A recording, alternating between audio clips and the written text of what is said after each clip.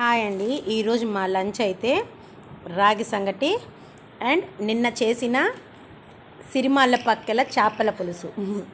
అంటే అప్పుడప్పటికంటే కూడా చేపల పులుసు పక్క రోజు చాలా టేస్ట్గా ఉంటుంది. సో మా మమ్మీ నిన్న చేసింది ఇది, ఈరోజు ఇంకా సూపర్ టేస్ట్ ఉంటుంది. సో దాంట్లో కాంబినేషన్ నిన్న రైస్ చేసుకున్నాము, ఈరోజు మా మమ్మీ రాగి సంగటి చేసింది.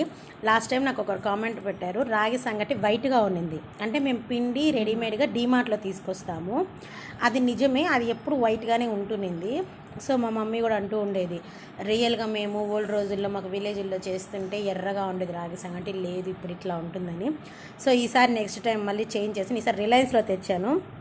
చూడండి అసలు ఒరిజినల్ కలర్ ఉంది, అంటే రియల్గా ఉంది. రిలయన్స్లో మాత్రం రాగి పిండి, డీమార్ట్లో మాత్రం కల్తీ అండి, చాలా వైట్గా ఉంటుంది. సో కాబట్టి ఈరోజు చాలా టేస్ట్గా ఉంది. ఎలా ఉంది మమ్మీ?